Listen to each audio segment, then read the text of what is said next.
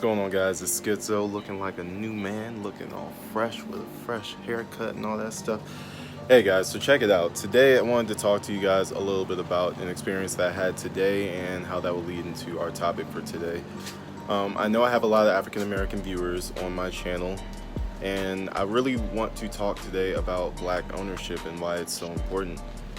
And today I had a conversation. I went to a new barber today. He was super cool, and we started talking about black ownership and black businesses. We started talking about Nipsey Hussle and approaching things from a spiritual standpoint, and we just got into a lot of things about how it's so important that black people understand that they need to start owning stuff, because a lot of black people don't own anything. They barely own their house, they barely own their car, and that's not for me to say like, oh yeah, I have it all figured out, because no, I'm like one of those black people who don't really own anything right now, and I'm working to change that. But the fact of the matter is, like, you look at all these like Chinese Americans and Indian Americans and things like that, and they own these gas stations, these laundromats and things like that.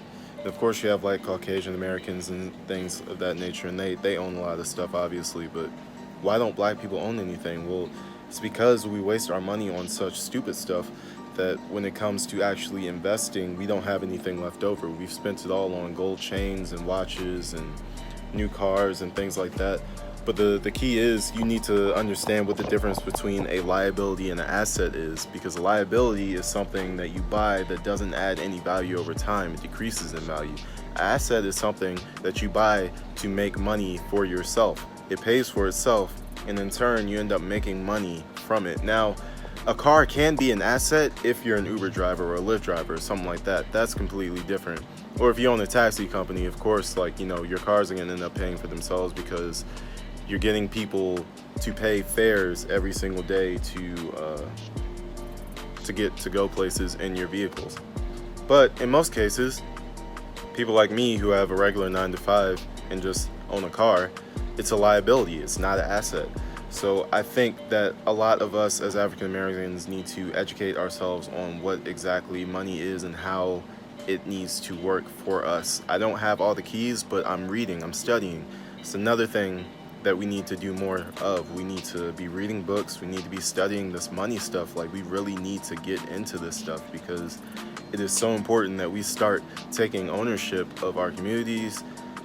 That way it's not taken from us eventually. You see a lot of gentrification and stuff like that, and that's because we don't own anything on that block. We don't own any of that stuff.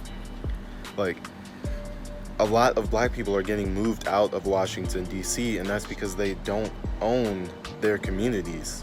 Their communities are owned by somebody else, or the people who own the community got so greedy that they were willing to sell it to somebody else so they didn't have to deal with it anymore. So, one, we need to care about our own people, and two, we need to start owning things. And that's just my 2 cents for today.